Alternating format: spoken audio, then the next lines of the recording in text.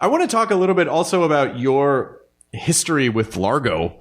Okay. Certainly Amy's music that she was playing there a lot was inspiring me to write Magnolia at the time. So then that would be the film that probably at that time came out of my experiences spending time there. I suppose in a practical way, I knew that I don't make movies that often. I mean, I make them every maybe sort of 2 to 5 years. Obviously, I assume you were just a writer because you've been making movies for so long, but were you really good about going, okay, I need to write from 9 a.m. to 3 p.m. or did that sort of change how you worked the creative time? No, I was always kind of like that. Even as a kid, there's a really strange discipline that I had for myself. I think I worked really hard at it because I never felt like secure as a writer. So I really I put my mind to it at the exclusion of my schoolwork. I did not do schoolwork. I just practiced writing screenplays. And now you're very successful. So the lesson here is don't do your schoolwork, kids. If your kids hear that, they're going to be like, you didn't do your school. I know I didn't, but you'd have to. Yeah, I know. But look, if they were sitting down to write scripts, I wouldn't have a leg to stand on. I'd be like, okay. I always had a good discipline. I think because I probably felt scared. Like, if you want to be a writer, there was always that thing of like,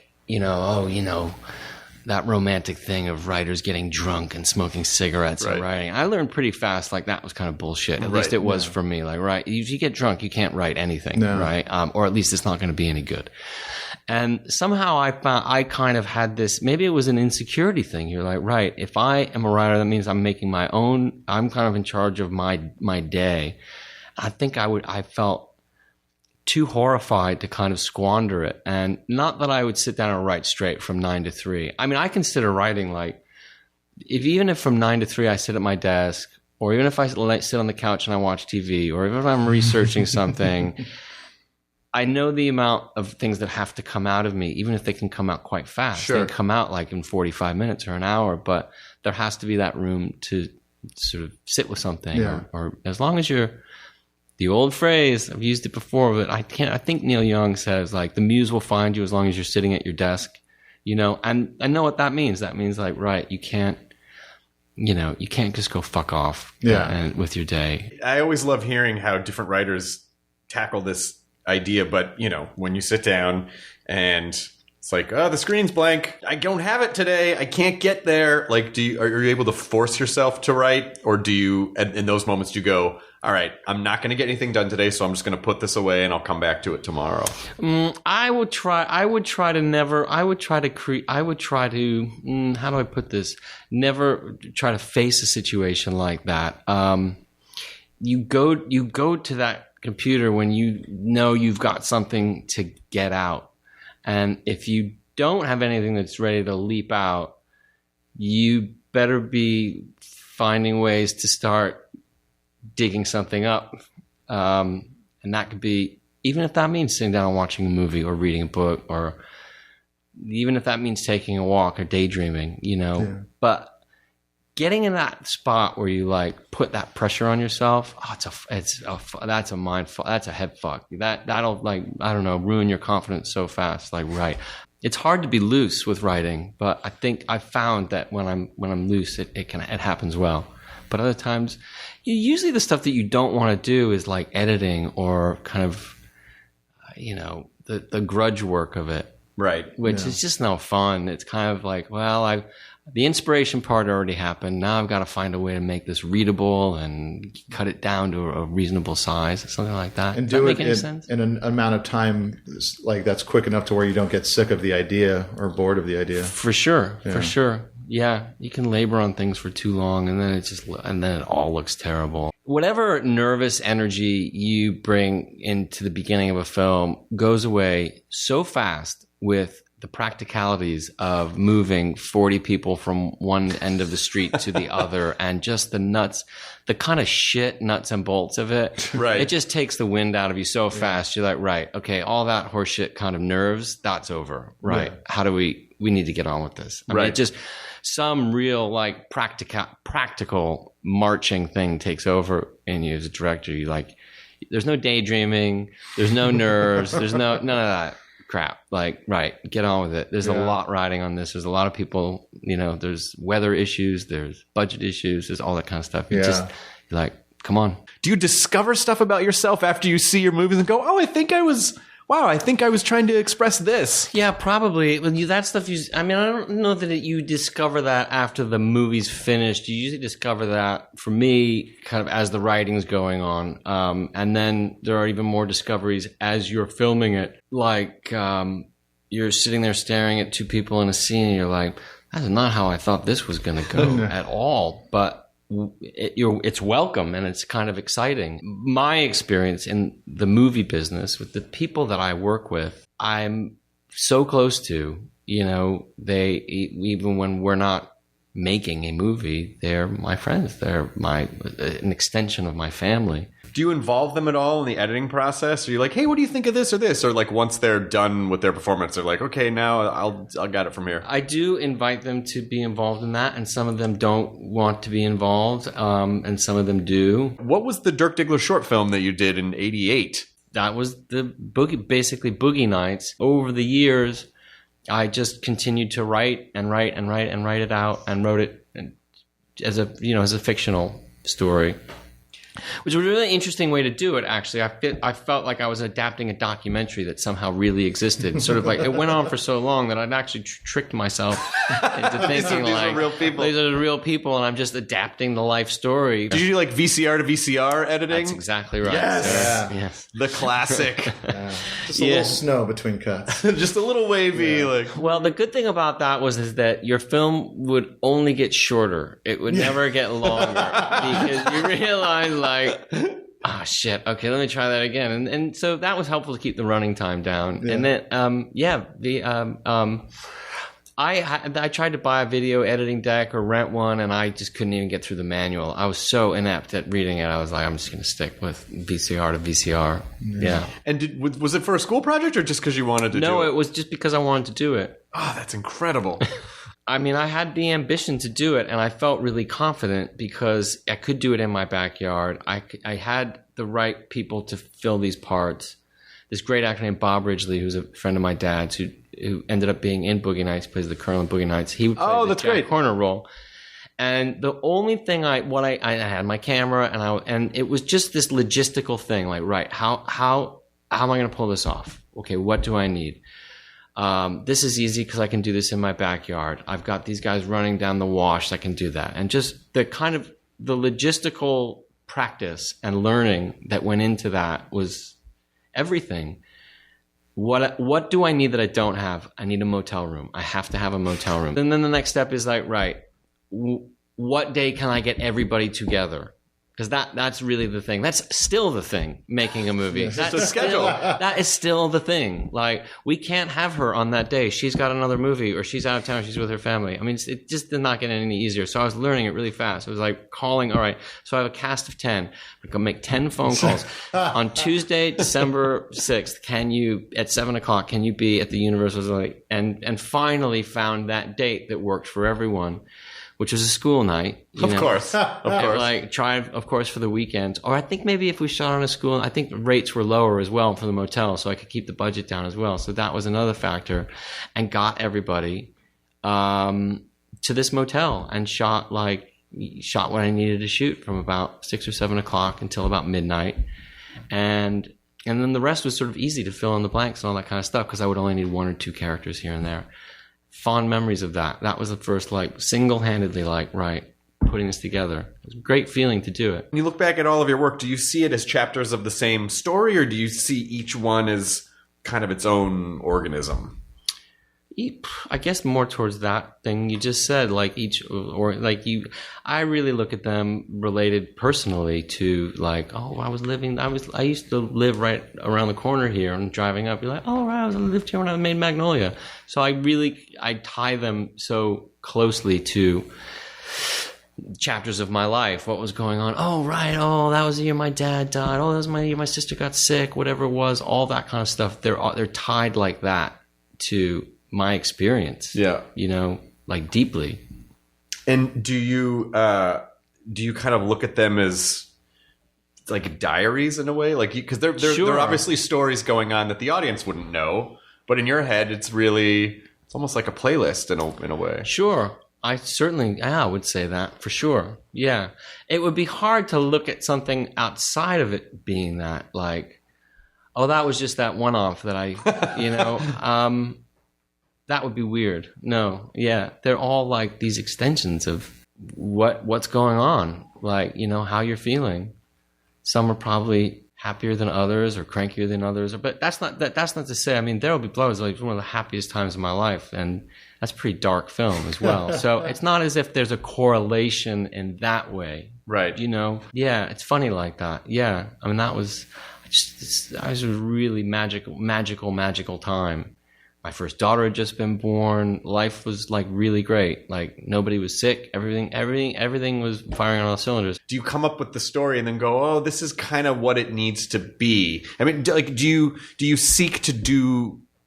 actively seek to do something different every time, or is it just like, well, whatever this is, it just is? Try to, yeah, but within reason, not like, right, we really got to make a musical, guys. That kind of thing. Like that, it's not that broad reaching. It's more like, I think you do have aims towards something. Like on this, there were these films that I loved, and the idea of the smallest idea was writing a relationship movie about a man and a woman. Right. Okay. But that could be any number of scenarios. Thinking about Daniel, thinking about those gothic romance movies that I love, the Rebeccas and all that kind of, the Gaslights and stuff like that. That kind of starts to guide you towards a little bit of a genre, that kind of helps you have a foothold, like, right. It wasn't as if I said, like, believe me, I have an itch to sort of, always have an itch to kind of go out to Barbados to start shooting or something like that, but don't really listen to it too strongly. It's just the things that start accumulating there, like, this is good, this is exciting, this sounds good,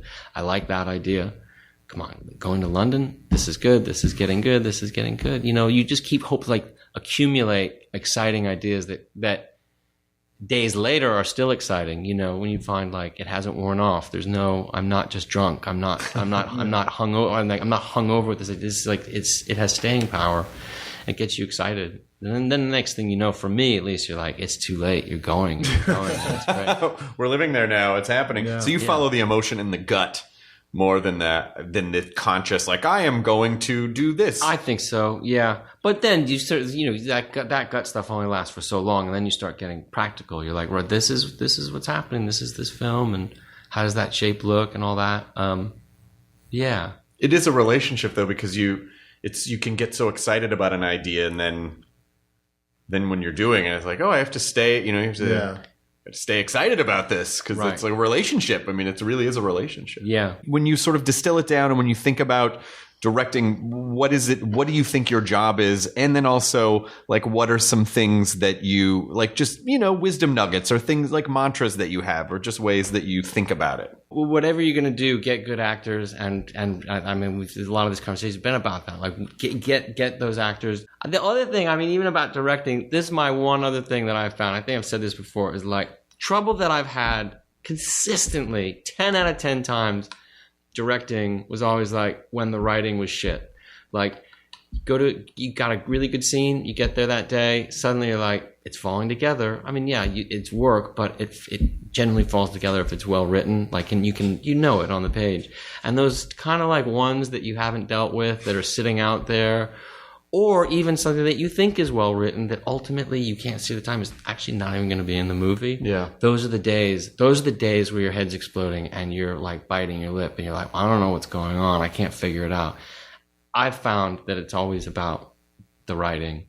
That's the only two things I can say, because it's not that hard to go to work each day when the writing's good. You're like, right, just keep it simple, keep it straight, make plays. Like, I remember telling guy I was working with at the time, like, you just driving to work, and he's like, he said the greatest thing to me. He was like, just make plays. It was like the basketball metaphor. It was like that thing you see when you're like, everybody's trying to do too much shit, and they're like, the coach is like, just make plays. Right. Like, that was good advice that he gave me sitting in the back of the car. Just make plays. I was like, great, that's a good one. Will there be another? Is this the only Pynchon adaptation, do you think? Oh, I hope not. I hope somebody else does something one day. I mean, I'd even like to do something else of his.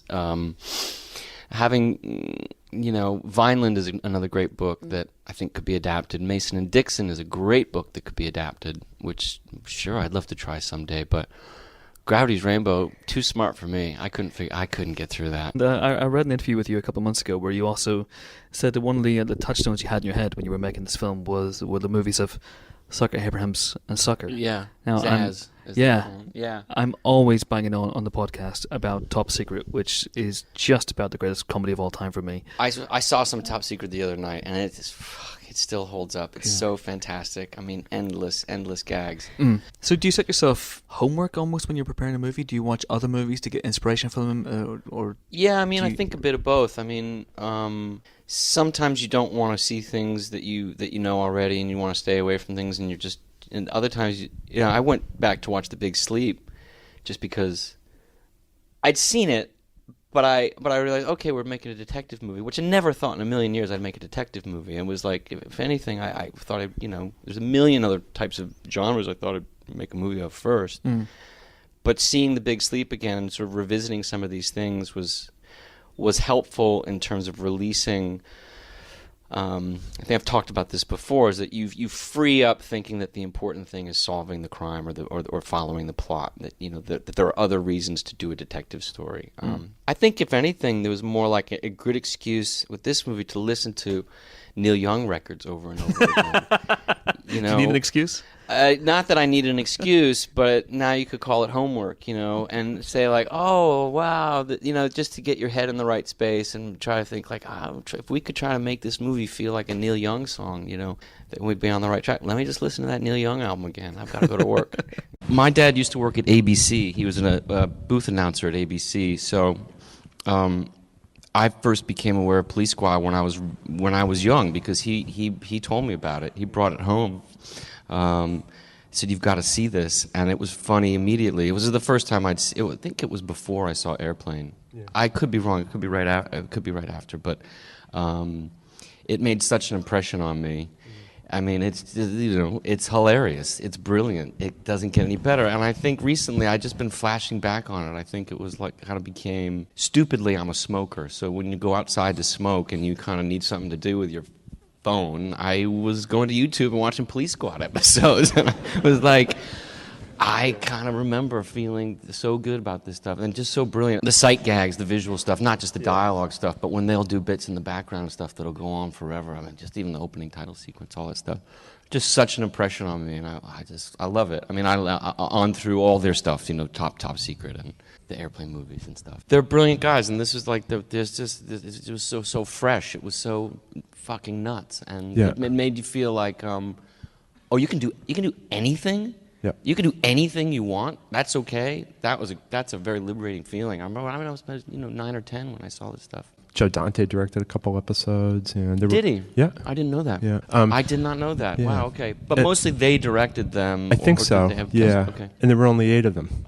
Like anything for me, you can get like as a reminder to flash you back to the feelings that you had when you were a kid is helpful. Particularly like when we're starting up a new movie, just get amidst all the nerves and energy and confusion of what you're doing, just like breathing and remembering. What am I after here? Why am I here in the first place? What am I doing? And getting back to those original joys and feelings, they're good. They're good to get back to. And when I started remembering after reading Pynchon's book and starting to get more serious about this, just one of those things like, I gotta go watch Police Squad. Get on YouTube and start watching Police Squad. And whether or not you're gonna really try to do. I'm not going to try to do that. There's nobody that can do that. But remembering that energy from being a kid, remember that anything's possible. Remembering that you can fill the frame with crazy shit and hope to get away with multiple things happening at the same time. Like that's a kind of encourager. It was like taking a pill. Like okay, I feel like I'm going to use that to try to attack this story that I'm doing the way that he would write a book. And it was just a good energizing pill for me in many ways. Like I just said. And, weird things come from all places to help you. It doesn't matter where you come from. Like, pull it out of the sky to remember something that you liked as a kid. You'll take it. It's like great. Yeah. and this is Repo Man, if anybody doesn't know this movie. It was talky. It's talky in a way that never feels like a stage play, because it's always moving. But there's dialogue throughout. I mean, Quentin, I'm sure, was influenced and loved this movie. And we've never talked about it, but there's Quentin fingerprints all over the way that these characters talk to each other. Just endless dialogue scenes. They're great. Great to talk about Robbie Mueller, a great cinematographer who shot stuff for Alex Cox. Also shot a lot of Jim Jarmusch's stuff too, and Wim Wenders, and Wim Wenders. I'm always trying to get night exteriors to look like Robbie Mueller did it, and I can never do it. I don't know how he did it. It doesn't look like there's any lights on. It looks like how it really looks. And back then, there's got to be a million lights on. You know, he I don't know how he did it. It's like a magic trick. As long as we keep doing it, I'll try to keep trying to get night exteriors to look like Robbie Mueller, and he had a magic with it, and that I can't quite figure out. It's something to look for in his photography that he was a master at. There are people that are good at certain things. He's the master at night exteriors, which can be very difficult. It can feel like it's lit, it can feel too stylized, or it can feel too dark, whatever. Robbie Mueller knew how to do it in a way like a chef with a secret sauce. I can't quite figure it out. We're talking about film, shooting on film. And so what a lot of people are doing now is, even when they are shooting on film, when they go to the night scenes, they wind up resorting to the Alexa or... That's right. Yeah, I think the obvious benefit is that you can shoot without any lights, or you can shoot with just a few practicals on. And I haven't done that yet, and I suppose that's all well and good for people, and that's good. And I mean, I hope that's different. That it's different. It's different. It's different look. It looks different. Our eye is very attuned to it now because it's been going on for so long, but it's... I believe so too, and I think at its worst, I would hate to think that there won't be more artists like Robbie Mueller out there knowing the art of movie lighting. You know, I mean, like to be good at movie lighting is like a lifelong job. To be skillful at it and be great at it, and the great ones who are out there, from Roger Deakins to Chivo and Robbie Mueller's, and I don't want to say anything bad here, but the skill level has been diminished if you shoot at night and you don't need to put any lights up, because you don't need to put any lights up. And I would hate to think that is going to be lost, that job of someone who can light a movie set would go away. But I don't think so. You see a lot of good young cinematographers coming up and some exciting stuff going on. So I'm not pessimistic about it. It is something that a lot of people do in post now. That's right. That's right. Yeah. And that's fucking cheating. The emotions and visuals featured in Hitchcock's classic thriller North by Northwest were significant influencers for Inherent Vice. So a clip from that film started off the next part of the conversation. It's interesting because when people are asking you about Inherent Vice, The Big Sleep comes up a lot, right? But then this movie, with the way that the plot is just so crazy, and as you said, you know, you just don't remember the plot at all. You know, you kind of do, but it doesn't really matter. You know, that's also applicable, I guess. For sure. I mean, I never remember plots of movies. I remember how they make me feel, you know, and I remember emotions, and I remember visual things that I've seen, and I never connected that. My brain just has never connected the dots really about how things go together. This movie in particular is a huge help getting ready for Inherent Vice, just because I knew there was so much ground to cover, and it was a bit episodic, and there was sort of jumping from stone to stone to stone, and sometimes these connector pieces were made in the book, sometimes they weren't, and there were various blind alleys and dead-end streets and all that kind of stuff, and kind of similar to this. I mean, it's a far different hero in the middle of it, but it was a helpful reminder to go back to this film and feel that energy again, and feel kind of a looseness. There is a looseness, how it takes the turns it needs to take to keep it on its feet and keep it moving, and that's one element of what's great about this movie. But besides that, I mean, the fucking music and the way that it looks, and Cary Grant and everyone at their best. I mean, I could watch this movie over and over and over again, and it never gets old. You know, I'm just going to gush about it. I can't. That's all I'm going to do. No, you don't need to hear more of that. But But there's also the look that we were just talking about. The film was shot on VistaVision, as most of Hitchcock's films from this period were. Right. And VistaVision is... It's flipped on its side, but it's essentially, I'm going to get this wrong, I think it's really it's like 65 millimeter in a way, but it's flipped on its side, so it's a larger format, and it was a popular format. You get more image space. You get more image space. Yeah. Very similar to 65 millimeter, which is something that we did on the Masters. Yes. So I think, trying to make it look like it was of that era, that kind of 50s era.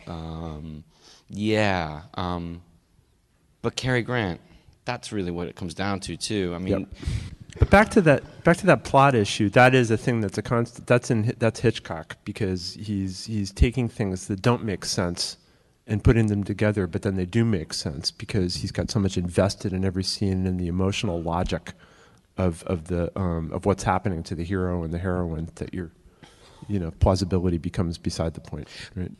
Plausibility, well, emotional logic, I think, is a good way to put it. If emotional logic is betrayed, then you've got a problem, But it's not that none of it's plausible.